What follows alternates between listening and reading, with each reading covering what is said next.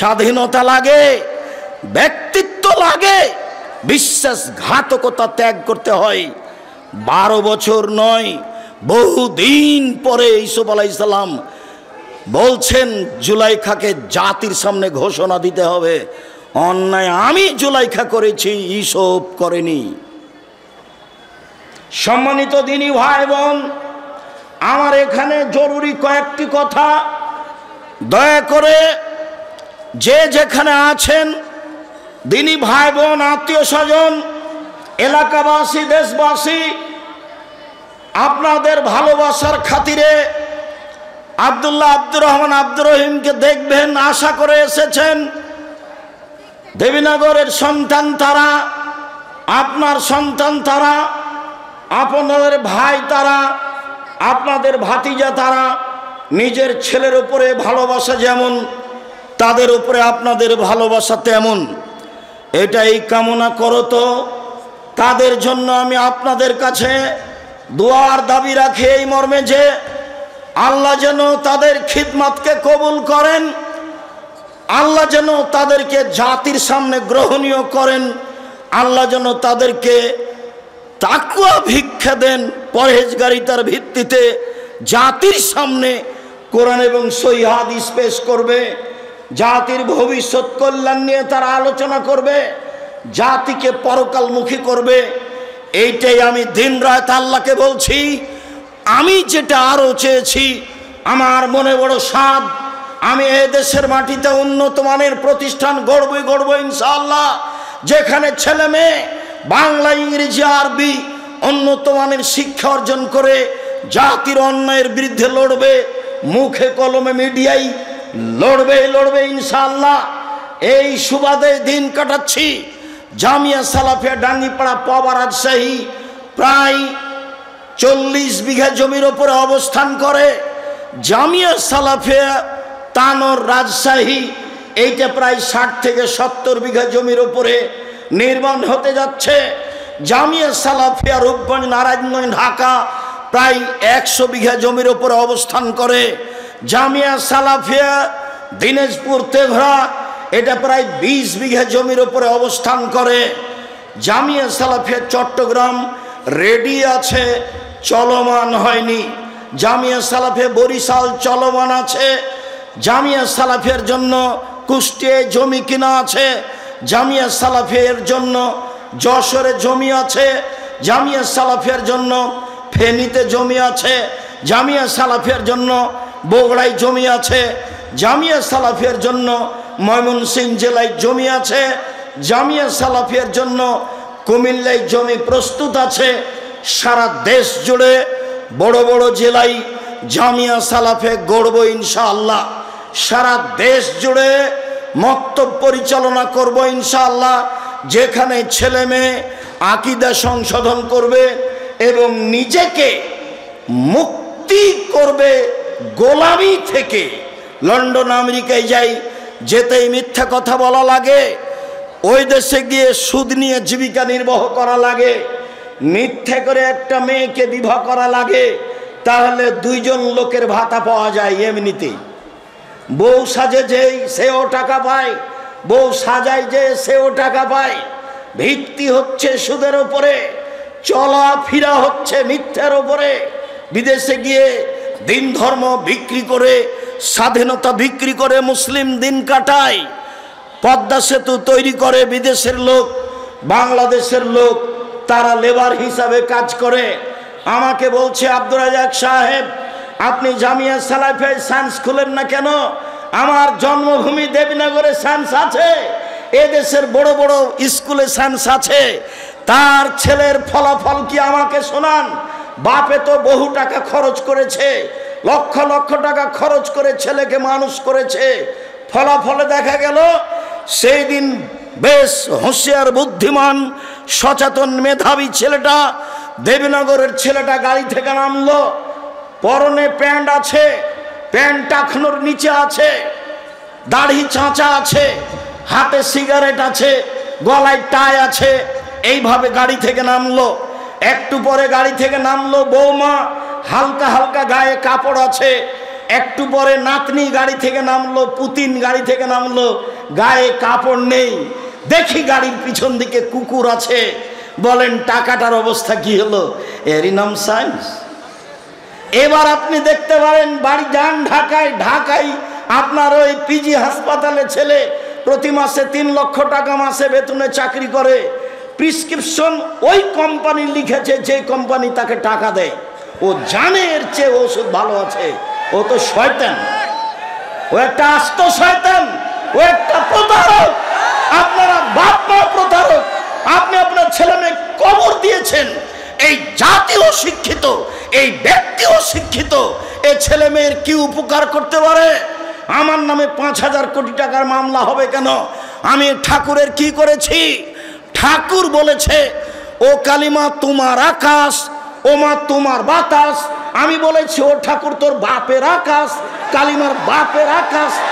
ঠাকুর জাতির শত্রু, ঠাকুর বাঙালির শত্রু, ঠাকুর জাতির শত্রু, ঠাকুর বাঙালির শত্রু, ঠাকুর ঢাকা বিশ্ববিদ্যালয়ের শত্রু, ঠাকুর বাংলা ভাষার শত্রু। আরে ঠাকুর হলো ইংরেজদের দালাল। যেদিন আমি মুসলিম ইংরেজদের নির্যাতনে জেলে আছি, সেই দিন ঠাকুর লন্ডনে থাকে। এর নাম ঠাকুর। ঠাকুর সবচেয়ে বড় বদ মানুষ এই বাংলার ইতিহাসে। ভারতের পাতায় সবচেয়ে বদ মানুষ এই ঠাকুর। যতবার বলেছে ও মা তোমার আকাশ, ও মা তোমার বাতাস, ততবার ঠাকুর বলেছে, ও কালিমা তোমার আকাশ, ও কালিমা তোমার বাতাস। আমি আব্দুর রাজ্জাক বিন ইউসুফ, আমার ছেলে মেয়ে এই গান পড়তে পারে না, অসম্ভব। আপনার মতো কাপুরুষের সন্তান পড়তে পারে, আপনাকে আমি শিক্ষিত মনে করি না। আমি যে অশিক্ষিত, আপনি এই কথা আমি আজ থেকে না 30 বছর আগে বলেছি। আপনাকে, আপনার ছেলেকে, আপনার মেয়েকে, আপনার বাপকে, আপনার জাতিকে, আপনার বংশকে যদি আমি অশিক্ষিত প্রমাণ করতে না পারি, জাতির সামনে বক্তব্য দেব না। নতুন এই কথা বলিনি, বাংলার মাটিতে 30 বছর থেকে বলে আসছি। বিদ্যা কাকে বলে আগে নিজেকে জানতে হবে, তারপরে বাচ্চাকে বিদ্যা দিতে হবে। আপনার বাচ্চা বিদ্যাইটা বুঝতে পারলো না। বলেছি আমি 71 সাল থেকে এখন পর্যন্ত কোনো শিক্ষিত মানুষ শিক্ষামন্ত্রী হয়নি এদেশে। যাওয়ার সময় একটা বই সাথে নিয়ে যাবেন, বইয়ের নাম হচ্ছে শিক্ষা বনাম জাহেলিয়াত। আপাতত 1 থেকে 10 পর্যন্ত বিদ্যা নাকচ করা হয়েছে।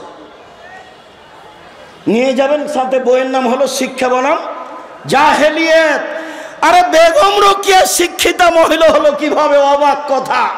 সেদিন চাঁপাইনবাবগঞ্জ ট্রেন স্টেশনে কথার কথা, যারা চাঁপাইনবাবগঞ্জে পরহেজগার মহিলা হজ করতে যাবে, তো স্টেশনে গেছে, তখন স্বামীকে, দেবরকে, ভাসুরকে বলেছে যে একটু পর্দার ব্যাপার, আমরা এখানে ট্রেন স্টেশনে বসে আছি, তোমরা একটা চাদর আমাদের গায়ের উপর দিয়ে দাও।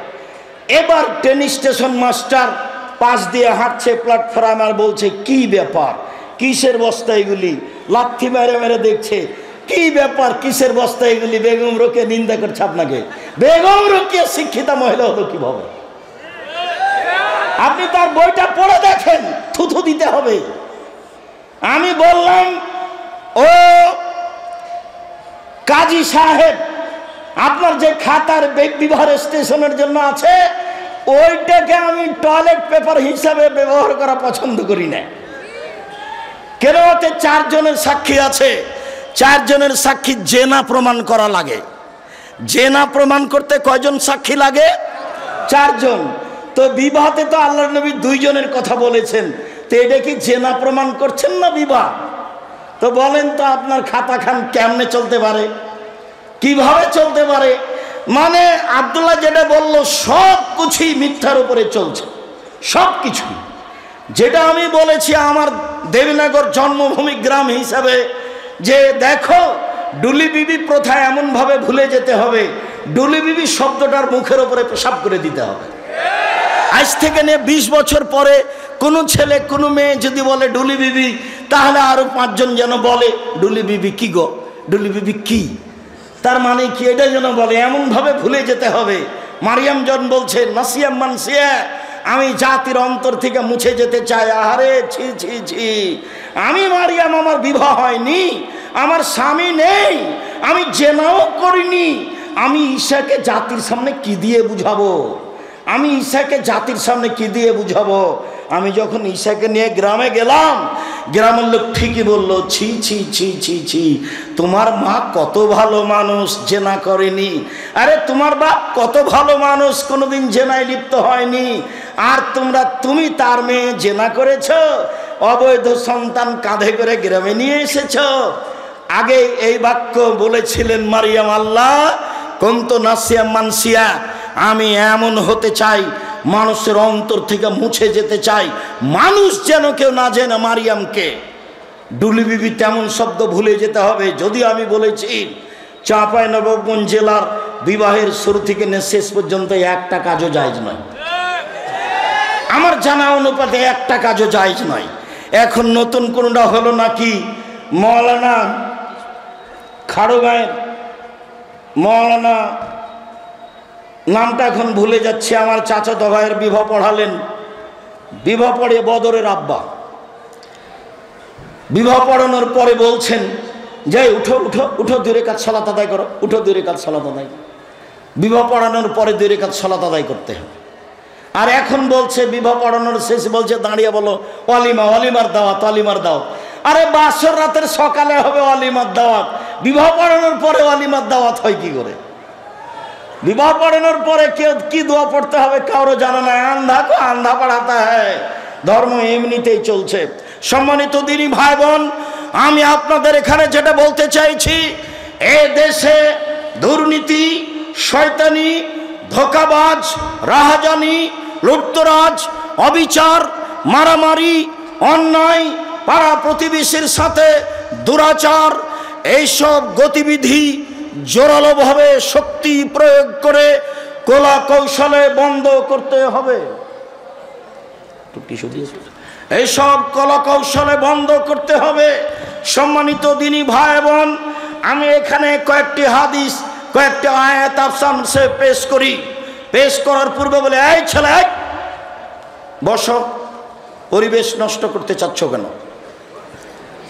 কত কষ্ট করে ব্যবস্থা করেছ, কত পয়সা খরচ করে ব্যবস্থা করেছ। আসার পর থেকে কতজন আমাকে অনুরোধ করছে আপনি আমাদের গ্রামের মানুষ কেন আসবেন না, কিন্তু আমি যে আসতে পারবো না এটা যে বুঝাতে চাচ্ছি তো বুঝতে চায় না। তো এত কষ্ট করে এসেছি, সবাই এসেছি। আর আমি ছিলাম গত রাত্রে কুমিল্লায়, প্রতিষ্ঠানে এসেছি, ক্লাস করেছি, অনেক প্রয়োজনীয় কাজ করেছি, তারপরে আমি এসেছি। আমি ক্লান্ত হলাম না, আপনি আমাকে ক্লান্তি দেখাচ্ছেন? চায়ের স্টলে বসে আছেন কেন? আপনার লজ্জা হয় না কেন? শরম হয় না কেন? আমি এখানে কথা বলি, আপনি চায়ের স্টলে বসে আছেন মানে আপনার লজ্জা হয় না কেন? আপনার শরম হয় না কেন? আপনার হায়া হয় না কেন? আপনার ইতস্তবোধ হয় না কেন? আপনি আমাকে কি দেখাতে চাচ্ছেন? বিদ্যা দেখাতে চাচ্ছেন? পয়সা দেখাতে চাচ্ছেন? জি না, ভুল হিসাব, সিদ্ধান্ত পরিবর্তন করতে হবে। আপনি মেয়ে মানুষ, ঢং ঢং করে এসেছেন গল্প করতে করতে, আবার ঢং ঢং করে চলে গেলেন। চলে গেলেন কেন? আমি তো আপনার জন্য এসেছি, আমি তো আপনার জন্য এসেছি। আব্দুল্লাহ তো আপনার জন্য এসেছে, আপনি চলে গেলেন কেন? বাইরে 4-5 জনের সাথে গল্প করছেন কেন? মহিলা মানুষ, আপনার লজ্জা হয় না? ও আপনার ভাই, কে বললো ওটা ভাই? আপনার চাচাতো ভাই। আপনি চাচাতো ভাইয়ের সাথে গল্প করেন কি করে? কিসের তাহাজ্জুদ দেখান আপনি, হজ দেখান আপনি, বোরখা দেখান আপনি? এই নোংরামি, এই শয়তানি, এই বেহাই ত্যাগ করুন। সম্মানিত দিনী ভাই বোন, এগুলো হলো পশু প্রাণীর কাজ, গরু ছাগলের কাজ, কুকুর শ্রেণীর কাজ। আল্লাহ তাআলা বলেন, বুঝে না ওরা, অন্তর আছে বুঝে না, দেখেও দেখে না ওরা, চক্ষু আছে দেখে না, শোনেও শোনে না ওরা, কান আছে শোনে না। উলাইকা কাল আনাম, তারা পশু প্রাণীর মতো, তারা গরু ছাগলের মতো, তারা কুকুর শ্রীগেলের মতো, বালুমাজাল, বরং তার চেয়ে খারাপ। এই কথা আল্লাহ আপনাকে বলছেন। আমি তো কোরআন হাদিসের কথা আপনার সামনে বলতে এসেছি। আপনি কেন ওখানে গিয়ে বসে থাকবেন? থাকবেন কেন? আপনি মাথায় টুপি দিয়ে দোকানের সামনে ওই বেঞ্চটাতে কেমনে বসে থাকেন? ওখানে ল্যাংটা মেয়ে নাচে, আপনি দেখে চক্ষু ঠান্ডা করেন, কলিজা ঠান্ডা করে, মনটা সাওয়াত করেন। জান্নাতের মেয়ে ভোগ করতে চান? জান্নাতের মেয়ে কি পড়ে আছে? আপনার স্বভাবই খারাপ, আপনার খাসলত খারাপ, আপনার অভ্যাস খারাপ, যার কারণে আপনি মাথায় টুপি দিয়ে দোকানের সামনে টিভিতে বসে থাকেন। এই যে আমি বলে গেলাম, আমার তো এটা জন্মভূমি দেবীনগর বলি। দেবীনগরের যত দোকানে টিভি আছে, ল্যাংটা মেন আছে, এর সব উপার্জন হারাম, সবই হারাম, সবই হারাম। দেখি কোন মায়ের বেটা কথা এভাবে উল্টে ধরতে পারে। এই যে বলে চলে গেল। উমামা বাহেলি রাদিয়াল্লাহু তাআলা আনহু বলেন, রাসূল সাল্লাল্লাহু আলাইহি সাল্লাম বলেছেন, পৃথিবীর মানুষ লা তাবেহুন্না, যারা গান বাজনা করে নাচে তাদের ব্যবসা করো না, তাদের বিক্রয় করো না। ওয়ালা তাশতারুহুন্না, তাদের ক্রয় করো না। ওয়ালা তুআল্লিমুহুন্না, মেয়েদেরকে গান বাজনা শিখিয়ে দিও না। ওয়াসামানুহুন্না হারাম, এদের উপার্জন হারাম, এদের মাধ্যম হারাম, এদের সব কিছু হারাম। গান বাজনার কারণে, বাদ্যযন্ত্রের কারণে জাতির উপরে তিনটে বিপদ নেমে আসবে।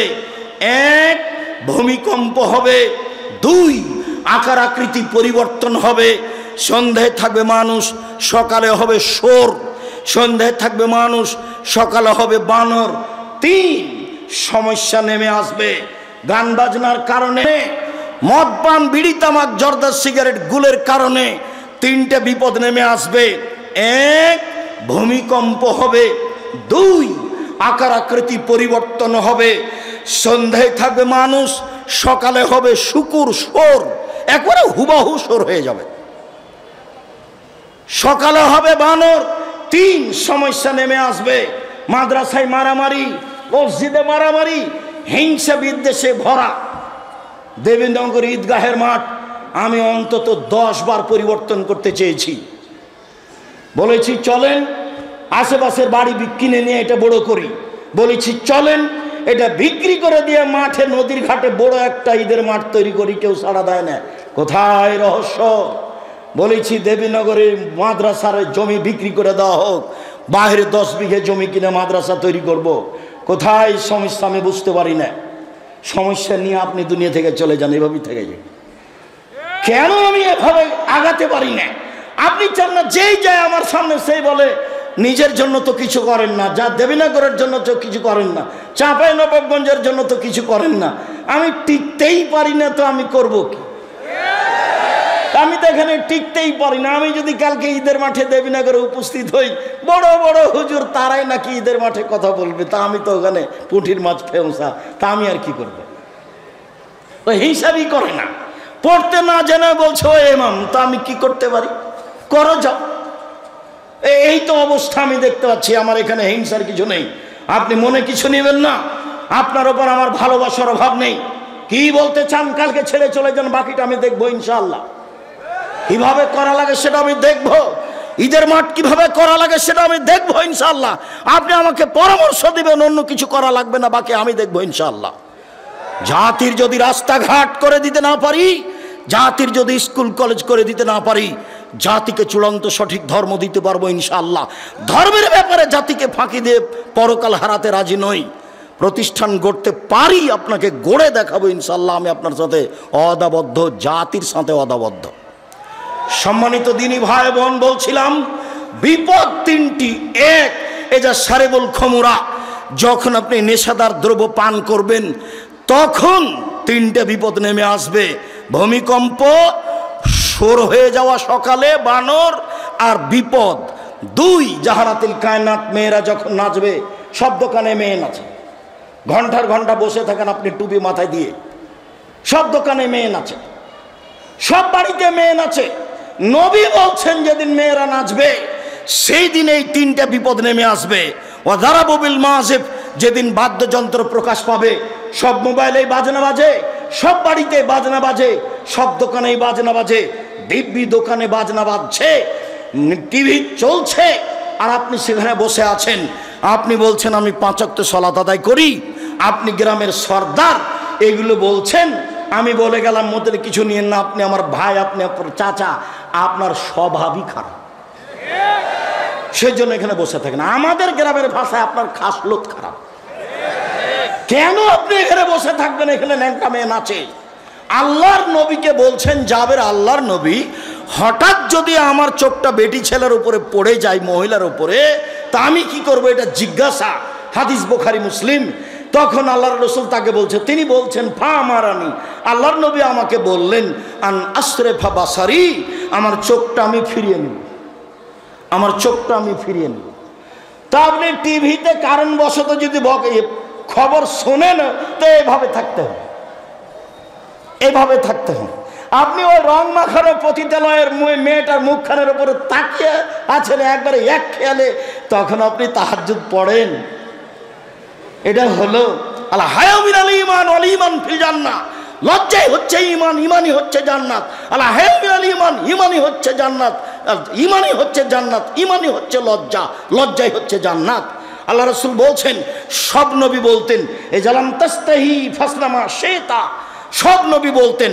মূসা আলাইহিস সালাম বলেছেন, ঈসা আলাইহিস সালাম বলেছেন, ইব্রাহিম আলাইহিস সালাম বলেছেন, আমাদের নবী বলেছেন যখন তুমি লজ্জা করবে না তখন তুমি সব কিছুই করতে পারো, যখন তুমি লজ্জা করবে না তখন তুমি সব কিছুই করতে পারো। লজ্জা আছে আপনার জিনা, লজ্জা নেই। বেটি ছেলেটা বলছে আমাদের গ্রামের, ওইটা আমার চাচাতো ভাই, ওইটা আমার খালাতো ভাই।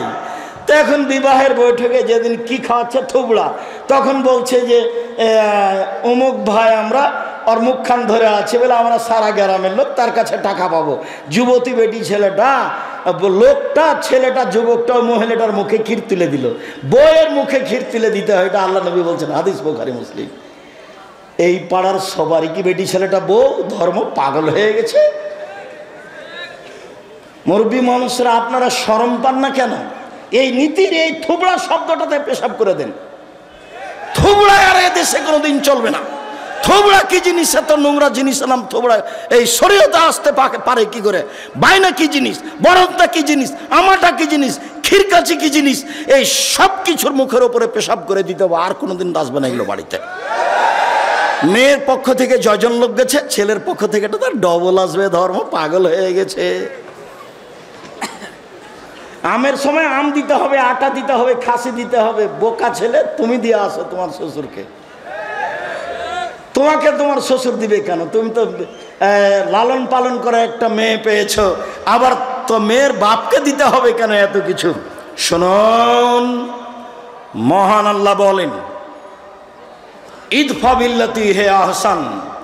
মুহাম্মদ সাল্লাল্লাহু আলাইহি সাল্লাম মানুষের সাথে কথা বলার সময় মানুষে যা বলে আপনি তার চেয়ে সুন্দর বলুন।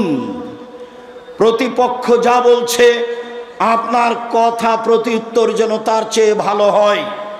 আল্লাহ তাআলা বলেন ওয়াজাদিলহুম বিল্লাতি হে আহসান। মুহাম্মদ সাল্লাল্লাহু আলাইহি সাল্লাম বাদ বিতণ্ডে, তর্ক বিতর্কে কেউ যদি জড়িয়ে পড়তে চায় তাহলে ও যা বলছে আপনি তার চেয়ে সুন্দর উত্তম বলবেন। আল্লাহ তাআলা আমাদের নবীকে আদেশ করছেন এইভাবে। শুনুন, যত পুরুষ নারী আমার সামনে আছেন, আপনাকে বলছি, মহিলা মানুষ আপনার যা আছে, আপনার ননদ আছে, আজ থেকে ননদে চোখ দেখিয়ে মন খারাপ করে যেটা বলেছে আপনি তার উত্তর দিতে পাবেন না। দিলে আপনি বলবেন আপা কি বলছেন, এটার চেয়ে আর একটা ভালো বলেন, এই কথা বলবেন আপনি। হ্যাঁ, আমার স্বামী উপার্জন করে, তুমি আমায় এভাবে বলো? মানে আমার স্বামীর উপার্জনে খাও, তুমি আমার ননদ, তুমি এভাবে কথা বলো কেন? একবারে ঘর থেকে বের করে দেবো। এই নোংরা চরিত্র ত্যাগ করতে হবে। গন্ডগোল বড় জায়ের কারণে হয়েছে। আজকেই ভোর হতে হতে ছোট যাকে বড় জায়ের হাত ধরে ক্ষমা নিতে হবে। আপা, বুবু, যা হয়েছে হয়েছে, ভুল হয়েছে, আমাকে মাফ করেন। গন্ডগোল কার কারণে হয়েছে? বড় জায়ের কারণে হয়েছে। ছোট জাই বড় জায়ের হাত ধরে ক্ষমা নিবে, এটাই নিয়ম। গন্ডগোল বড় ভাইয়ের কারণে হয়েছে, একদিনও কথা বলে না। আমাদের গ্রামের ঘটনার নাম বলছি না, বাপ মরে গেছে, তখন গন্ডগোল করে জমি ভাগ করে করতে ঢেঁকিটা কেটে ভাগ করে নিয়েছে। তো ঢেঁকিটা কেটে ভাগ করে নিলে কি হবে? কিছু হতে পারে। স্বভাব কেন এরকম? ছাড় শিখতে হবে, ছাড় দেওয়া শিখতে হবে। বড় ভাই নিয়েছে, আচ্ছা ভাই আপনি যেভাবে মনে করেন সেভাবে ভাগ করে দেন। এই কথাটা বললে তোমার কি হয়? যখন আমি রংপুর, দিনাজপুর, লালমনিরহাট, নীলফামারী, কুড়িগ্রাম, পঞ্চগড়, ঠাকুরগাঁও, গাইবান্ধা, জয়পুরহাট এইসব ডিস্ট্রিক্টে যাই, তখন আমি বলি যে তোমার বাপকে যদি আমি কুকুর সিরিয়ালের চেয়ে খারাপ প্রমাণ করতে না পারি বক্তব্য দিব না। কেন?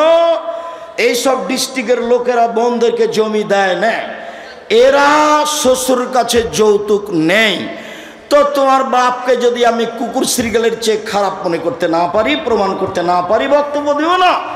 আর তুমি তোমার আব্বাকে গিয়ে বলবা রাত্রে, আব্বা ভাগ্য নিয়ে এসেছি, আব্বা ভাগ্য ছেড়ে আসেনি, ভাগ্যে যদি জমিদারি থাকে জমিদারি করে খাবো, ভাগ্যে যদি ভিক্ষা করা থাকে ভিক্ষা করে খাবো, ফুফুর জমি খাবো না। এই কথা বলতে পারবে না? তো ছেলে বলে হ্যাঁ অবশ্যই বলবো, অবশ্যই বলবো। কলা বিক্রি করে খেতে রাজি আছি, লোন নিয়ে নয়। চকলেট বিক্রি করে খেতে রাজি আছি, লোন নিয়ে নয়। ছোট থেকে ছোট, বড় থেকে বড় ব্যবসা করব সময়ের গতিতে। বড় ব্যবসায়ী হতে আমাকে মোটামুটি 30 থেকে 35 বছর সময় লাগবে। একদিনই হিরোইন কিনলাম, কলকাতায় বিক্রি করলাম, ঢাকায় রাতে রাতে ধনী হয়ে গেলাম, লোন নিয়ে ব্যবসা করলাম। এ ব্যবসা চলবে না। ভাইয়ের সাথে ভালো আচরণ, জায়ের সাথে ভালো আচরণ, বউয়ের সাথে ভালো আচরণ করতে হবে, এ কথা আল্লাহ তাআলা বলেন। শুনুন দিনী ভাই বোন, এক খেয়ালে চেয়ে থাকবেন, কথা অতীব গুরুত্বপূর্ণ। আমার দিনী বোনেরা যারা আছেন, যারা গেছে এসেছে ঢং ঢং করে চলে গেছে, ঢং ঢং করে আপনি বসে থাকেন, আপনার গায়ের উপর দিয়ে আর একজন চলে গেলে আপনি মুখ খুলবেন না। যাক, আপনার গায়ের উপরে পা দিয়ে চলে গেছে, মুখ বন্ধ করে রাখেন, মুখ খুলবেন না। মুখ খুললেই বিপদ। আল্লাহর নবী বললেন বাঁচার 3টা পথ, সমাজে ভালো হওয়ার 3টা পথ। 1, মুখখান বন্ধ রেখো, জাহান্নাম থেকে বেঁচে যাওয়া, সমাজে ভালো হয়ে যাওয়া।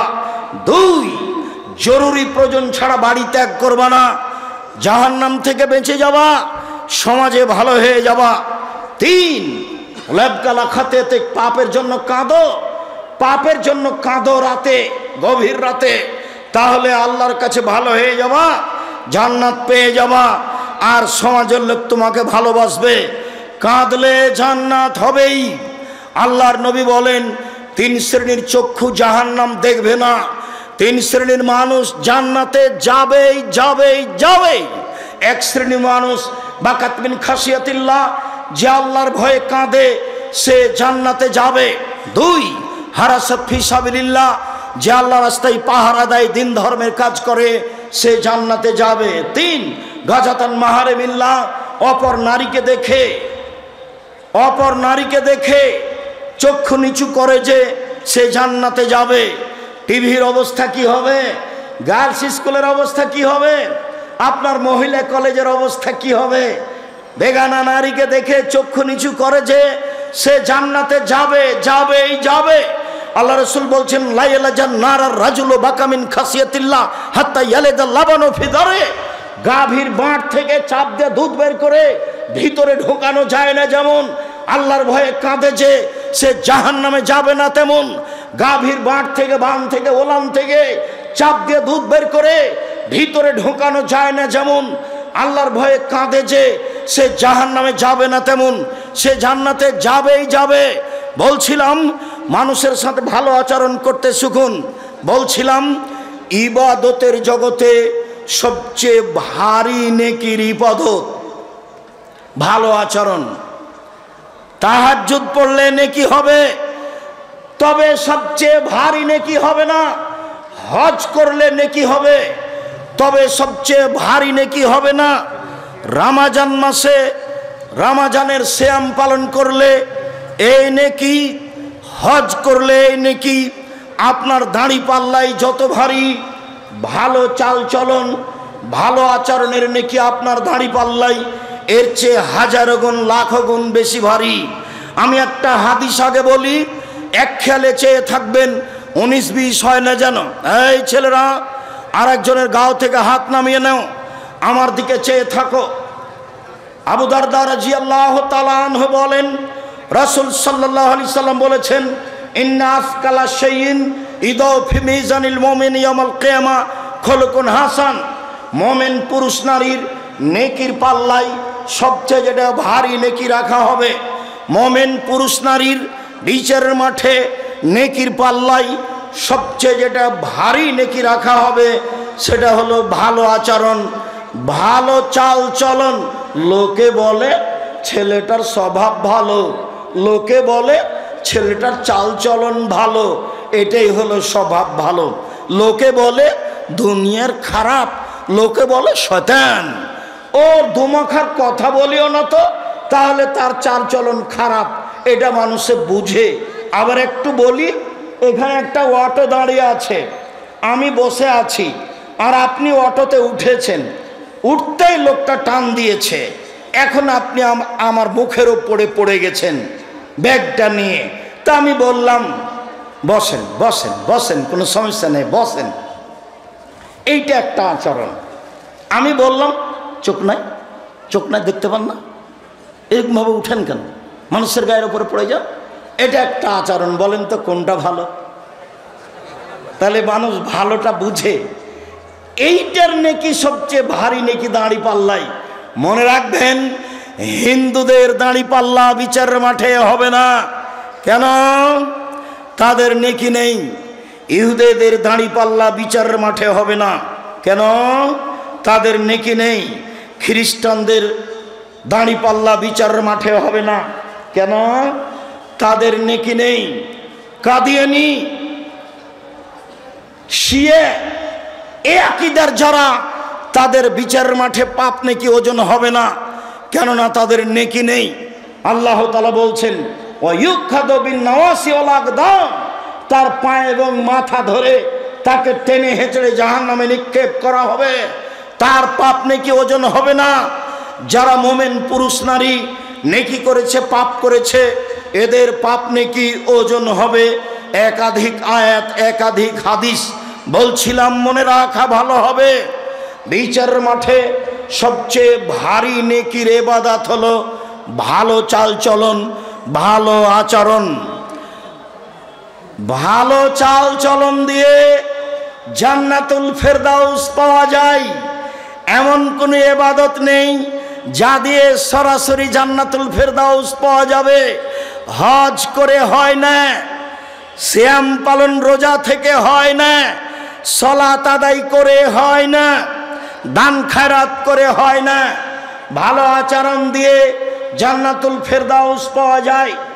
এক খেয়ালে চেয়ে থাকুন, আল্লাহর নবী বলেন আনা জাইমুন বে বাইতিন ফিল জান্নাহ লেমান তারাকাল কিসবা ওয়াইন কানা মাযে।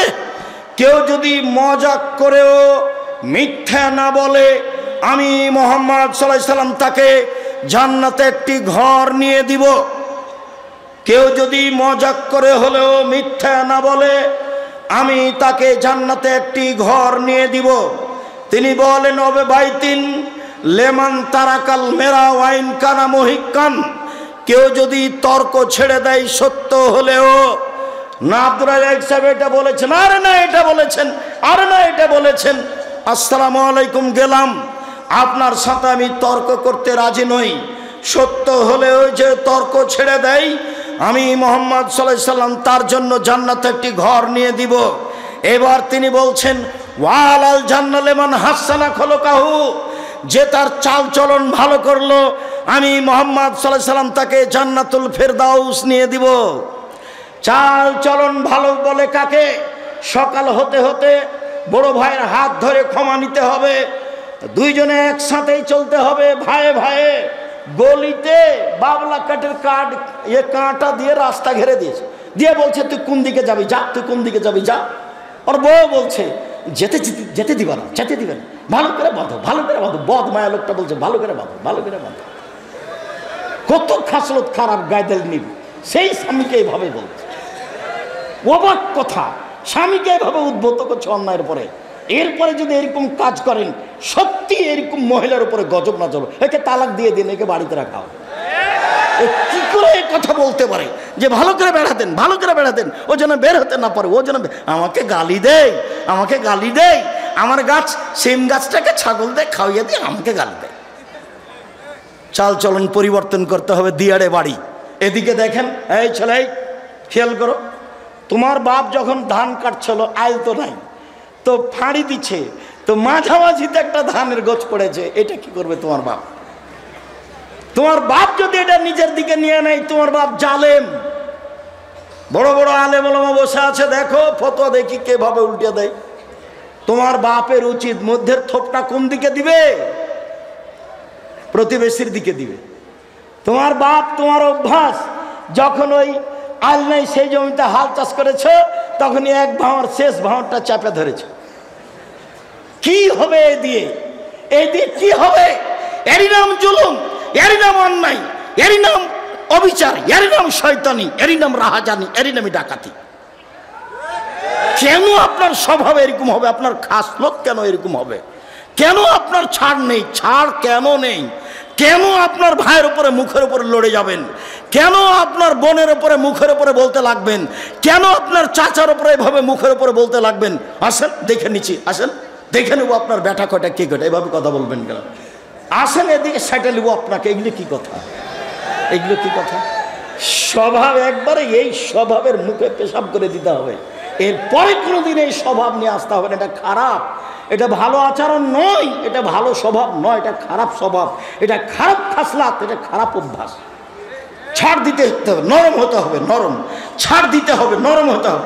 আচ্ছা ঠিক আছে চাচা, আপনি যেটা ভালো মনে করবেন করেন। তোমরা 5 ভাই আছো, তাতে কি হবে? তোমার চাচা যেটা করছে মেনে না। কতটুকু লস হতে পারে তোমাদের? কতটুকু লস হতে পারে? তোমার তো স্বভাব আমি জানি, তোমার তো হুজুর বলেছে গরু 7 ভাগে চলবে, তারপরে গোস্ত নিয়ে মারামারি লাগিয়েছ। সেই কথা তো আমাকে অনেকেই বলে, কুরবানির গোস্ত নিয়ে মারামারি লাগিয়েছে। বয়ে বলছে, বনে বলছে করে এক পিছু যে কলিজা নাই, তার আদ্রা সব ঠিকই বলেছে, আরে ভাগই নাই, ভাগে কুরবানি নেই। 7 দিনের দিনে আকিকা দিতে হবে, ভাগে কুরবানি চলবে না। ব্যক্তি আর পরিবার দুটো এক নয়। টাকা থাকলে ষাঁড় দিয়ে কুরবানি দিতে হবে, উঁট দিয়ে। টাকা না থাকলে ষাঁড় দিয়ে, টাকা কম থাকলে খাসি দিয়ে, টাকা কম থাকলে ছাগি দাঁড় দিয়ে, দাঁড় যেটা বাড়িতে আছে কম দাম। যদি আর চেয়ে যদি কম থাকে তাহলে ভেড়া, ভেড়ি দিয়ে দিবেন, ভেড়ি নিজে দিবেন, দাম কম। কেন ভাগে গেলেন? গন্ডগোল কুরবানিতে দেখি, গোস্ত দেখি গন্ডগোল। একটুকু যে ছাড় নাই। সভাপতি গ্রামের এখন তো বিচার চলে গেছে চেয়ারম্যান মেম্বার হাতে। এখন কি টাকা দিয়ে বিচার হয়? ও নাকি চেয়ারম্যান, শয়তান। ওখানে কি চেয়ারম্যান ফাঁকি দিয়ে জাতির ক্ষতি করে টাকা নিয়ে বিচার করে। ওই যে আপনার ছেলের মতো, ওই যে প্রেসক্রিপশন লেগেছে শয়তানটা, ওই যে জাতির জন্য ক্ষতিকারক। আপনি লাখ লাখ টাকা পয়সা খরচ করে পড়িয়েছেন, মেয়েটাকে আপনি ডাক্তার বানাতে চাচ্ছেন, রাত দিন আর একটা যুবক ছেলের সাথে ঘুরে। একটা মেয়ের যখন অপারেশন হয় তখন ওই সবাই মিলে পাছার উপরে থাবা মারে, আপনার মেয়েও থাকে ওখানে।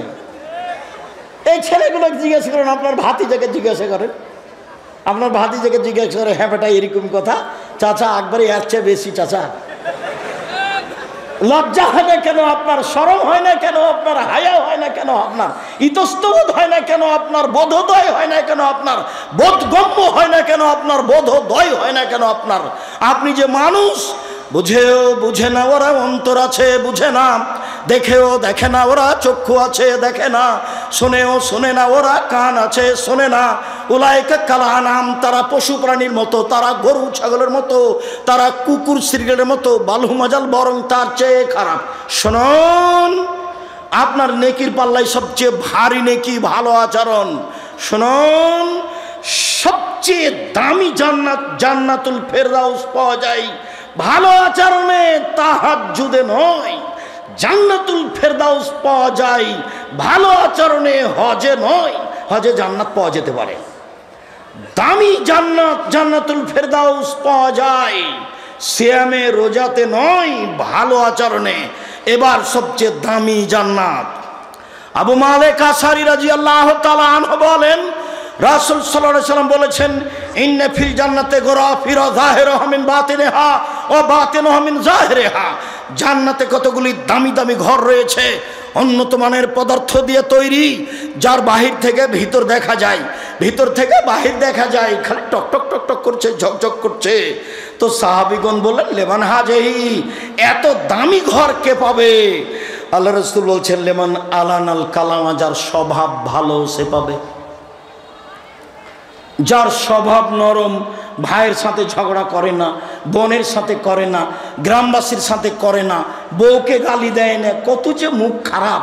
হালবাহে এসে যে দেখেছে নাইন্দে পানি দেন, এখন বউকে মারতে যাচ্ছে। মুখখান যে কত খারাপ, এবার অকথ্য ভাষায় গালি দিচ্ছে, লাঠি নিয়ে চলে যাচ্ছে বউকে মারতে।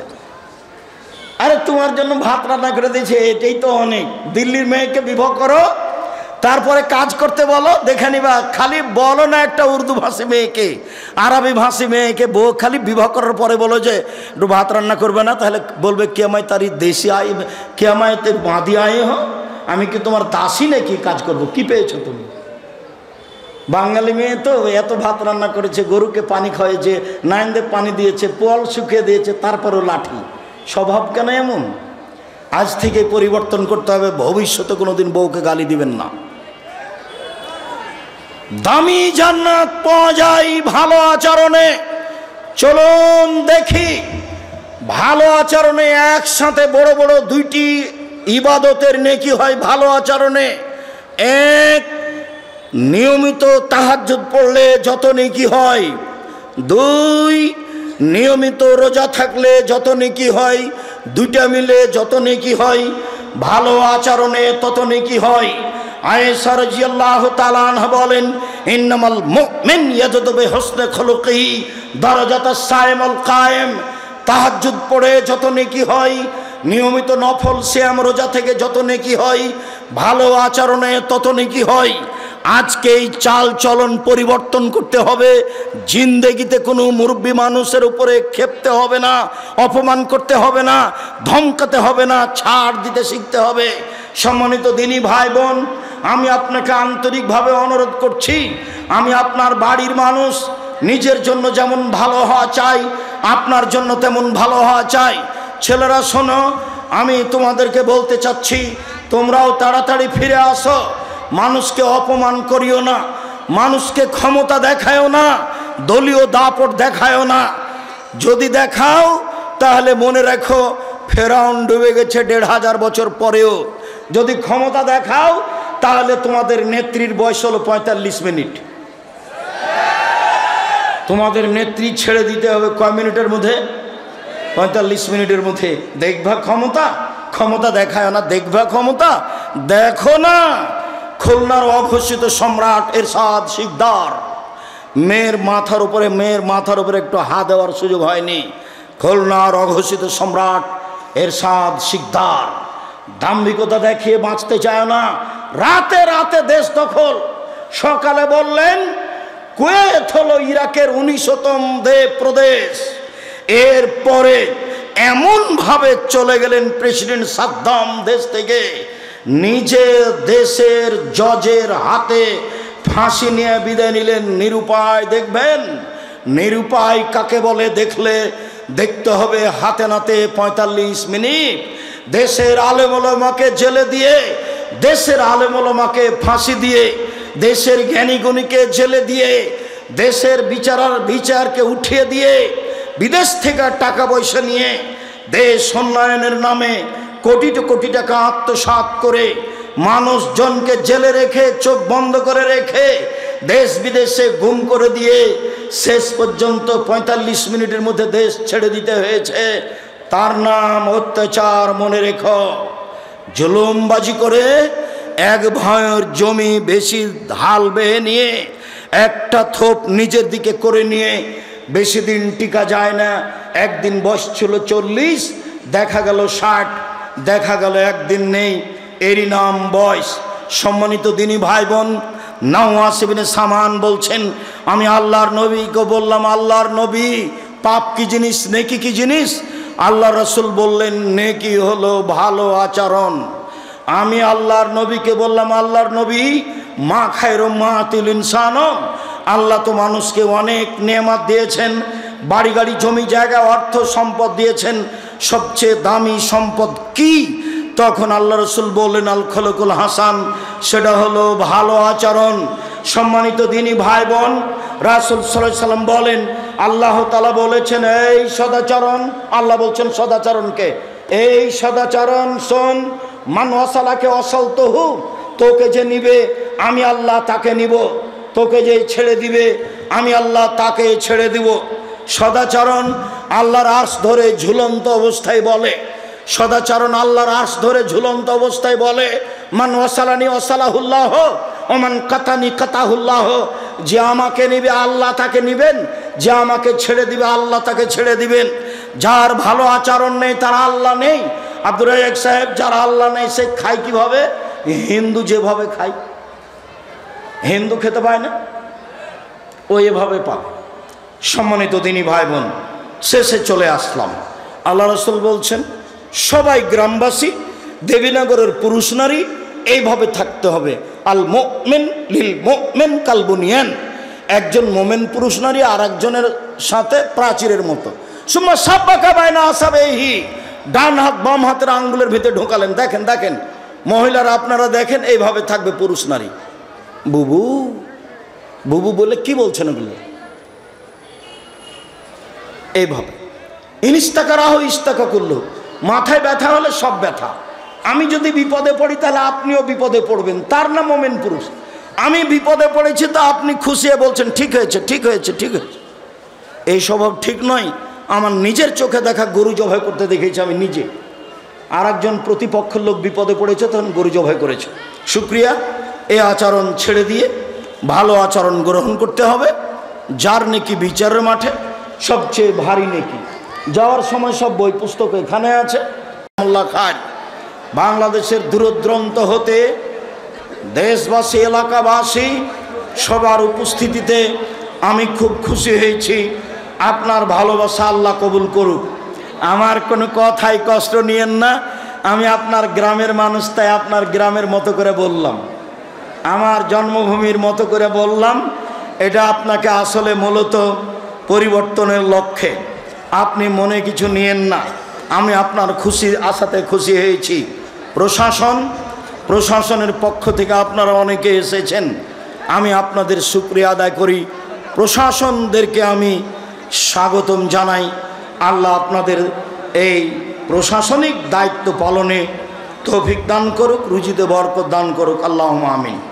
আমাদের যারা গ্রামের ছেলেরা, আমাদের যারা আলেম ওলামা এখানে উপস্থিত হয়েছেন, আমি দেবীনগরের আলেম ওলামা, দেবীনগরের মহিলারা যারা হাফেজা আলেমা, আমি আপনাদের শুকরিয়া আদায় করি। জাযাকুমুল্লাহ খায়র। আপনারাও আমার অজান্তে অনেকে কোরআনের হাফেজা, আপনারা অনেকে দাওরা পাস করেছেন, আপনারা অনেকে ভালো জ্ঞান অর্জন করেছেন। আমি আপনার বাড়ির গ্রামের মানুষ হিসাবে আপনার শুকরিয়া আদায় করি। জাযাকুমুল্লাহ খায়র। দেবীনগরের আলেম ওলামা, আমার মিতে আব্দুর রাজ্জাক সালাফি অনেক দিনের সাথে থাকা মানুষ, বড় ভালো বিদ্বান মাওলানা সুলতান চাটাইডুবি মাদ্রাসার প্রধান শিক্ষক, এনারা আমার খুব সিনিয়র মানুষ, বেশি সিনিয়র এবং সম্মানী বড় আলেম। আমি তাদের মন থেকে শ্রদ্ধা করি। দেশবাসী যারা আপনারা আলেম ওলামা, আমি আপনাদেরকে যথাযথভাবে মূল্যায়ন করতে চাই। আপনি ভালোবাসা দিয়ে আমার সাথে চললে আমার পক্ষ থেকে আপনার ব্যাপারে ভালো পরামর্শ থাকবে ইনশাআল্লাহ। কোনো কথাকে সামনে নিয়ে মন খারাপ করবেন না। সাথে সাথে বই পুস্তকগুলি সবাই নিয়ে যাবেন। আমার দিনী বোনেরা নিয়ে যাবেন। আদর্শ নারী, আদর্শ পরিবার, আদর্শ পুরুষ, এইগুলো আপনার জন্য লেখা আছে। আদর্শ নারী, আদর্শ পুরুষ, আদর্শ পরিবার, এগুলো আপনার জন্য লেখা আছে। আর দোয়ার বইটি আছে আমার লেখা, প্রায় 35টি হাদিস আছে হাত তুলে দোয়া করার। 14টা স্থান আছে কোথায় কোথায় হাত তুলে দোয়া করতে হবে। আমাদের দাওয়া আল্লাহর ছেলেরা প্রতি বছর প্রোগ্রাম করুক। আমি আমার জন্মভূমিতে এসে এইখানে দিনের কথা বলি আপনাদের ভালোবাসা নিয়ে। এটা আমার ঐকান্তিক ইচ্ছে। আমি আপনার প্রতিদিন ইচ্ছে মতো না আসতে পারলেও এরকম একটা দিনে আমি আসার চেষ্টা করব ইনশাআল্লাহ। আমি আপনাদের ভালোবাসাকে গ্রহণ করলাম। আল্লাহ আপনাদের ভালোবাসার বিনিময় দান করুক। আল্লাহুম্মা আমিন। খুব ভালোভাবে মনে রাখবেন, আমি আপনার ভাই হিসাবে আপনার বাড়ির মানুষ, আমি তোমার চাচা হিসাবে তোমার বাড়ির মানুষ। আপনি বয়স্ক মহিলা মানুষ, আমার মা চাচি হিসাবে আমি আপনার ছেলে। আপনি আমাকে স্নেহ করেন, আমি সময় হিসাবে আপনার দরজায় আসবো ইনশাআল্লাহ। সামান্যতম হিংসা বিদ্বেষ রেখে এক মিনিট আমি চলতে বাঁচতে রাজি নই। হিংসামুক্ত প্রতিষ্ঠান জামিয়া সালাফিয়া, দলমুক্ত প্রতিষ্ঠান জামিয়া সালাফিয়া, সংগঠন মুক্ত প্রতিষ্ঠান জামিয়া সালাফিয়া। জামিয়া সালাফিয়া আসবেন, ভালোবাসা রয়েছে আপনার জন্য ইনশাআল্লাহ। বিয়ে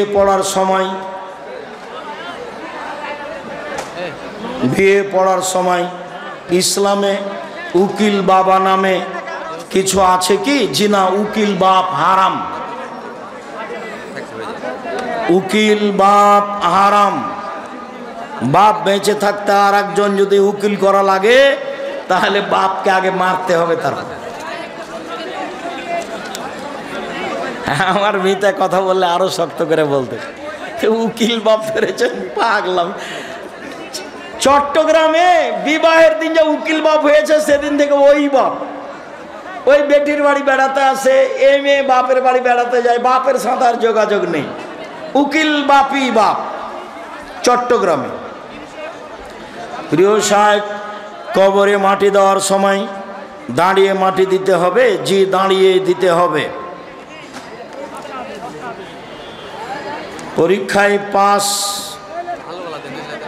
পরীক্ষায় পাস হলে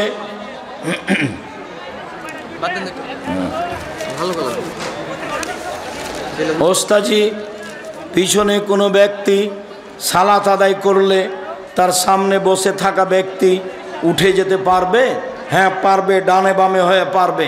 মরুর মানে একদিক থেকে একদিক চলে যাওয়া, এইটা নিষেধ। ওই দিক থেকে এদিকে, এদিক থেকে এইদিকে। কাপড়ের মোজা মাসে করা যাবে? খুব শক্তভাবে বলা আছে, কাপড়ের হোক, চামড়ার হোক, চিকন হোক, মোটা হোক, যার নাম মোজা। তবে তোমাদের যে ঢঙ্গের মোজা যেটা টাকনোর নিচে আছে এগুলো চলবে না। এগুলো তো ওই বেটি ছেলের মতো হলো যারা স্কিন পায়জামা পরে আছে, বাপ টুপি মাথা দিয়ে আছে। বেটি কি পায়জামা পরে আছে? স্কিন পায়জামা পরে আছে। মেয়ের নখ বড় আছে। পতিতালয়ের মেয়েদের, ইহুদি খ্রিস্টানদের পতিতালয়ের মেয়েদের বৈশিষ্ট্য নখ বড় রাখা, নখে নেইল পালিশ দেওয়া। ইহুদি খ্রিস্টানদের পতিতালয়ের মেয়েদের বৈশিষ্ট্য নখ বড় রাখা, নখে নেইল পালিশ দেওয়া, কপালে টিপ দেওয়া হিন্দুদের নীতি। হিন্দু মেয়েকে বিবাহ করার 10টি পদ্ধতি আছে। একটি পদ্ধতির নাম রাক্ষসী বিবাহ। মেয়ের বাপ বিবাহ দিবে না, জোর করে ছেলেটা যদি কপালে টিপ দিতে পারে তাহলে বিবাহ হয়ে গেছে, এর নাম রাক্ষসী বিবাহ। ওখান থেকে টিপ এসেছে। মুসলিম মেয়ে কপালে টিপ দিতে পারে না। মেয়ে সন্তানের নাম আসিয়া খাতুন রাখা যাবে? হ্যাঁ, ওটা আসিয়া আইন দিয়ে তুমি যেটা বুঝেছ। আর যেটা ফেরাউনের স্ত্রী ছিল আসিয়া হামজা দিয়ে, হামজা ছোট সে নিয়ে আসিয়া, এটা চলবে। আর আসিয়া যেটা হুজুর বলেছেন না, হুজুর বুঝতে পারেনি, হুজুর আইন আর হামজা বুঝেনি, তখন মাইরে দিয়েছে একটা। শুক্রিয়া, জাযাকুমুল্লাহ খায়র। আমি আপনাদের অন্তর থেকে ভালোবাসি, গ্রামবাসী, এলাকাবাসী, মা বোন, খালাফুবু যারা আছেন, ভাই ভাতিজা ভাস্তি যারা আছো, তোমাদের আমি শুকরিয়া আদায় করি। আল্লাহ তুমি আমাদের দিনের উপরে রাখো। আমাদের যারা মারা গেছে তুমি তাদের কবরে। আলহামদুলিল্লাহ ওয়াহদা والصلاة والسلام على من لا نبي بعده أما بعد فأعوذ بالله من الشيطان الرجيم جادلهم بالتي هي أحسن عن أبي هريرة رضي الله تعالى عنه قال قال رسول الله صلى الله عليه وسلم মান ওয়াসালানি ওয়াসালাহুল্লাহু মান কাতানি কাতাহুল্লাহু রাহুল বুখারী মুসলিম। সম্মানিত উপস্থিতি, প্রশংসা আল্লাহর জন্য, শান্তি অবতীর্ণ হোক আল্লাহর রাসূলের উপর সাল্লাল্লাহু আলাইহি ওয়াসাল্লাম। আমরা আব্দুল্লাহর বক্তব্য খুব মনোযোগ সহকারে শুনছিলাম, যা আমাদের অবস্থা প্রমাণ করছিল। আমিও আপনারা যেমন শুনছেন আমিও তেমন শুনছিলাম। কথাগুলি ছিল আমাদের কাছে প্রায় সবই নতুন, যা আমরা বা আমি বললে হয়তোবা প্রায় খুঁজে পাব না। সমাজের জন্য তা অতীব প্রয়োজন। আমি আজকের বক্তব্যের বিষয় সদাচরণ, ভালো আচরণ নিয়ে কথা বলবো। তো আব্দুল্লাহর বক্তব্যের দুটো কথা আমি তখন থেকেই ভুলে যাব বলে বারবার মনে করে ধরে রাখছিলাম। তো এখন একটু চেষ্টা করে দেখি আছে কি না। তার একটা হলো এই যে বিশ্বাসঘাতকতা। একজন বিশ্বাসঘাতক মানুষ, আত্মসাৎকারী মানুষ নেতা হতে পারে না। ইউসুফ আলাইহিস সালাম দীর্ঘদিন জেলে ছিলেন, প্রায় 12 বছর, এই কথাই ঠিক। বুখারী মুসলিমের হাদিসে এসেছে যে ইউসুফ আলাইহিস সালামকে যখন সরকারিভাবে ডেকে পাঠানো হলো যে আপনাকে আর জেলে থাকা হবে না, চলে আসেন, তো ইউসুফ আলাইহিস সালাম বললেন না, আগে ওই মহিলাকে বলতে হবে যে আমি অন্যায় করেছি, ইউসুফ করেনি। আগে জুলাইখাকে বলতে হবে জাতির সামনে যে ইউসুফ অন্যায় করেনি, আমি করেছি। এই কথা বলার পূর্ব পর্যন্ত আমি ইউসুফ জেল থেকে বের হব না। আমাদের নবী মুহাম্মদ সাল্লাল্লাহু আলাইহি সাল্লাম বলছেন, বুখারী মুসলিমের হাদিস, যে ইউসুফের ধৈর্য ব্যক্তিত্ব আমার চেয়ে কত বেশি। আমি যদি 12 বছর জেলে থাকতাম আর সরকারিভাবে যদি আমাকে ডেকে পাঠানো হতো, তাহলে আমি বলতাম চলো চলো চলো চলো, মানে আমি বের হওয়ার জন্য ব্যস্ত হয়ে যেতাম। অথচ ইউসুফ আলাইহিস সালাম বলছেন না, আমি জেল থেকে বের হব না যতক্ষণ পর্যন্ত জুলাইখা জাতির সামনে ঘোষণা না দিবে যে অন্যায় আমি জুলাইখা করেছি, ইউসুফ করেনি। এই কথাটা ইউসুফ আলাইহিস সালাম বলছেন এভাবে, লে আলামা আন্নী লাম আখুনু বিল গায়বে, জুলাইখার স্বামী জেনে নেক, পৃথিবীবাসী জেনে নেক, আমি ইউসুফ জুলাইখার অজান্তে বিশ্বাসঘাতকতা করিনি। আমি মিশরের বাদশার স্ত্রীর সাথে অন্যায় করিনি। মিশরের বাদশার স্ত্রী জুলাইখা সকাল সন্ধ্যা দুপুরে আমাকে খেতে দিবে, আমি তার সাথে অন্যায় করব, এমন অন্যায় করিনি। আমি বিশ্বাসঘাতকতামূলক কাজ করিনি। এটাই জুলাইখার স্বামী জেনে নেক। এইটা প্রমাণের জন্য আমি জেল থেকে বের হচ্ছি না, আগে তাকে জাতির সামনে ঘোষণা দিতে হবে আমি অন্যায় করিনি। গাল্লাকাতিল আবওয়াব, জুলাইখায় সব দরজা বন্ধ করেছিল। জুলাইখায় বলেছিল, হাই তালাক, এইসব তুমি আমার সাথে জেলায় লিপ্ত হও। আমি বলেছিলাম মাআযাল্লাহ, আমি আল্লাহর কাছে আশ্রয় চাই। ইনদাহু আহসানা মাসওয়ায়া, তোমার স্বামী আমার মালিক। জুলাইখা, তোমার স্বামী আমার মালিক, সে আমাকে খেতে দিয়েছে, সে আমাকে থাকতে দিয়েছে, সে আমাকে পড়তে দিয়েছে, তার অজান্তে আমি তার সাথে বিশ্বাসঘাতকতা করতে পারি না। আমি ইউসুফ। একই বলা হয় ন্যায়পরায়ণতা। চেয়ারম্যান মেম্বার এমপি হয়ে দিন রাত মানুষের অর্থ সম্পদ লুটে খেয়ে মানুষকে দলীয় দাপট দেখিয়ে জেল হাজতে দিয়ে নেতা হতে চায় মানুষ, কোন লজ্জায়। আমি আব্দুর রাজ্জাক বিন ইউসুফ ধর্মীয় লোকের কারণে, নেতা মাওলানার কারণে চাঁপাইনবাবগঞ্জে বক্তব্য দিতে আসতে পাবো না। বেটা, মনে করো কি তুমি আমি তোমার গ্রামের ছেলে হতে পারি? তুমি কোন সাহসে বক্তব্য বন্ধ করো? এই চাঁপাইনবাবগঞ্জের মাটিতে যে কোনো বিষয়ে আমি তোমার ঘুঘুরা তুলে দিতে প্রস্তুত আছি। কোন সাহসে তুমি কাজ করো? তুমি বিশ্বাসঘাতক, তুমি মান সম্মান ধ্বংস করেছ। তুমি ইসলাম কিছু জানো না। তুমি ধর্মের নামে প্রতারণা দিয়ে এদেশের লাখো হাজার মহিলাকে এই গ্রাম থেকে ওই গ্রাম, এই জেলা থেকে ওই জেলা ধর্মের নামে নিয়ে যাচ্ছ আর মিথ্যা ধর্ম পড়াচ্ছ। জবাব তোমাকে দিতে হবে। আমি বলেছি জাতির সামনে দেবীনগরের লোকের সামনে, চাঁপাইনবাবগঞ্জের লোকের সামনে রাসূল সাল্লাল্লাহু আলাইহি সাল্লামের স্ত্রী যদি গ্রামে গ্রামে দিন প্রচার করতে যেতেন, তাহলে 13 জন স্ত্রী 11 জনের স্ত্রী একসাথে নগদ ছিলেন। একজনকে পাঠাতেন রংপুর, একজনকে পাঠাতেন চট্টগ্রাম, একজনকে পাঠাতেন সিলেট, একজনকে পাঠাতেন ময়মনসিংহ। একদিনই দেশ দখল। মহিলারা বলেছিল, মুহাম্মদ সাল্লাল্লাহু আলাইহি সাল্লাম পুরুষেরা আপনার পাশে বসে দিন ধর্ম জেনে নিল, আমরা কি করব? উত্তরে আল্লাহর নবী বলেছিলেন, বুখারী মুসলিমের হাদিস, তোমরা বাড়ি একটা নির্ধারণ করো, সময় নির্ধারণ করো, আমি মুহাম্মদ সাল্লাল্লাহু আলাইহি সাল্লাম সেখানে গিয়ে দিন শিখাবো। তিনি বলেননি আমি সেখানে আয়েশাকে পাঠিয়ে দেব। মিথ্যা ধর্মের উপরে জাতিকে ধর্ম দেখাবেন না। জাতির যদি রাস্তাঘাট করে দিতে না পারি, জাতির যদি স্কুল কলেজ করে দিতে না পারি, জাতিকে চূড়ান্ত সঠিক ধর্ম দিতে পারবো ইনশাআল্লাহ। ধর্মের ব্যাপারে জাতিকে ফাঁকি দিয়ে পরকাল হারাতে আমি রাজি নই। আমি বলেছি, চাঁপাইনবাবগঞ্জের দিনী ভাই বোন, আপনি আমার বোন, আপনি আমার ভাই, অন্তত ধর্মের ব্যাপারে আপনাকে আমি পরামর্শ দিতে চাই, আমি আপনার কাছে পরামর্শ নিতে চাই। আপনি এভাবে বলবেন, মহিলা মানুষ হয়ে প্রোগ্রাম করতে গিয়ে, বুবু শাড়ি পরে নামাজ পড়লে বুবু ল্যাঙ্গট পড়তে হয়, বুবু নলে মাটি অভিশাপ করবে, ধর্ম তোমার বাপের সম্পত্তি।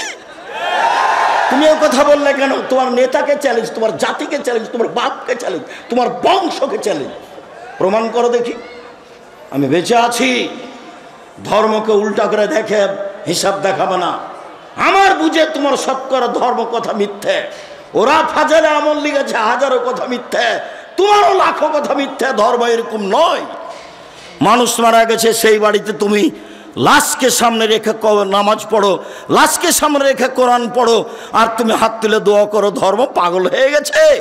ধর্ম রাজশাহী চাঁপাইনবাবগঞ্জের হাওয়াই লাড্ডু, दोनों हाथ में लड्डू है, जो चाहे उसको खा ले, जो चाहे उसको छोड़ दे। ভুল হিসাব। তোমাকে, তোমার লোকজনকে, তোমার সব কিছুকে এই মিথ্যে ধর্ম থেকে ফিরে আসতে হবে। একদিনের জন্য বেঁচে থাকলে সঠিক পথে বেঁচে থাকার চেষ্টা করি। আমাকে দেশ দখল করতে হবে এই জিম্মেদারি দেওয়া হয়নি। বহু নবী দুনিয়া থেকে চলে গেছেন, একটা মানুষে হেদায়েত হয়নি। বুখারী মুসলিমের একটা হাদিসে এসেছে, আল্লাহর নবী বলছেন, আমার সামনে একজন নবী পার হলেন, তার সাথে একজন লোক আছে, মানে ওই নবী সারা জীবন দাওয়াত দিয়ে মাত্র একজন লোক হেদায়েত হয়েছে। তিনি বললেন, আমার সামনে দিয়ে আর একজন নবী পার হলেন, দেখলাম তার সামনে তার সাথে দুইজন লোক আছে, মানে ওই নবী সারা জীবন দাওয়াত দিয়ে মাত্র দুইজন লোককে হেদায়েত করতে পেরেছেন। আল্লাহর নবী বলছেন, আমার সামনে দিয়ে একজন নবী পার হলেন, লাইসা মাহু আহাদুন, তার সাথে কেউ নেই। তার মানে ওই নবী সারা জীবন দাওয়াত দিয়েছেন, কেউ হেদায়েত হয়নি। তাহলে কি তিনি বিচারের মাঠে পরাজয় হবেন? জি না, সত্যই যথেষ্ট পরকালের জন্য, ন্যায় পরায়ণই যথেষ্ট পরকালের জন্য। আর একটা কথা, কোরআন মাজিদ আছে এখানে, ওখানে আছে। আমি আপনাকে বলি আর একটা কথা, ব্যক্তিত্ব লাগে, স্বাধীনতা লাগে। যখন মূসা আলাইহিস সালামকে আল্লাহ বললেন, মূসা ফেরাউনের কাছে যেতে হবে, সীমা লঙ্ঘন করেছে। মূসা আলাইহিস সালাম বললেন, আমি সাবলীল ভাষায় কথা বলতে পারি না, আমি তার কাছে গিয়ে কথা বলতে পারবো না। তখন আল্লাহ বললেন, মূসা আমি তোমার ভাষা সুন্দর করে দিচ্ছি, তুমি বলো, রব্বি ইশরাহ লি সাদরি ওয়া ইয়াসসির লি আমরি ওয়াহলুল উকদাতাম মিন লিসানি ইয়াফকাহু কাওলি। তখন মূসা আলাইহিস সালাম বললেন, আর একটা কথা, ফেরাউনের পক্ষ থেকে আমার উপর একটি হত্যার অভিযোগ আছে, এক থাপ্পড় দিয়ে আমি মানুষকে হত্যা করেছি, আমি তার কাছে গেলে সে আমাকে হত্যা করবে। তখন আল্লাহ বলছেন, মূসা আমি তোমার সাথে আছি, যাও, ফেরাউন কি বলবে সেটা শুনবো, ফেরাউন কি করবে সেটা আমি দেখব। তখন মূসা আলাইহিস সালাম বলছেন, তবু আমার সাহস হচ্ছে না, আমার সাথে আমার ভাই হারুনকে দেন। আল্লাহ বলছেন, ঠিক আছে তাই দিলাম, প্রথম দাবি মেনে নিলাম মূসা, দ্বিতীয় দাবি মেনে নিলাম মুসা, তৃতীয় দাবি মেনে নিলাম মুসা যাও। দুই ভাই মিলে ফেরাউনের কাছে যাও। দুই ভাই মিলে ফেরাউনের কাছে গিয়েই বললেন বনি ইসরায়েলকে ছেড়ে দিতে হবে, স্বাধীনতা ফিরিয়ে চাই। কোরআন মাজিদ হলে আপনাকে আমি বাস্তব দেখাতাম। বনি ইসরায়েলকে ছেড়ে দিতে হবে, স্বাধীনতা ফিরিয়ে দিতে হবে, এই কথাই বললেন মুসা আলাইহিস সালাম। আগে স্বাধীনতা লাগবে, তারপরে কোনো কথা। আগে ব্যক্তিত্ব লাগবে, তারপরে কোনো কথা। তখন ফেরাউন বলল, কে তুমি? তোমাকে কি আমি আমার বাড়িতে শিশুকালে লালন পালন করিনি? তুমি কি বহু বছর আমার মাঝে থাকনি? তুমি যা করেছো তা করেছো। তুমি মানুষ হত্যা করেছো, তুমি বড় অকৃতজ্ঞ। তখন মুসা আলাইহিস সালাম বললেন, জি, আমি যা করেছি তা করেছি। আমি এক থাপ্পড়ে মানুষ হত্যা করেছি, তখন আমি ভুল পথে ছিলাম। তোমার ভয়ে আমি দেশ ছেড়েছি। আমার প্রতিপালক আমাকে নবী করেছেন, জ্ঞানে গুণে পূর্ণ করেছেন। তুমি আমার প্রতি অনুগ্রহ করেছ, শিশুকালে আমাকে লালন পালন করেছ, বহু বছর তুমি তোমার বাড়িতে আমাকে রেখেছ। তুমি আমার প্রতি অনুগ্রহ করে তুমি খোঁটা দিয়েছ। খোঁটা দিয়ে তুমি বনি ইসরায়েলকে দাস দাসীতে পরিণত করেছ। তুমি বড় উদ্ধত স্বৈরাচার, সীমা লঙ্ঘন করেছ। এই কথা মুসা আলাইহিস সালাম বললেন। আমি এই দুইটি নবীর দুইটি কথা বলে আব্দুল্লাহর বক্তব্যগুলি আপনাকে আবারও স্মরণ করতে বলছিলাম।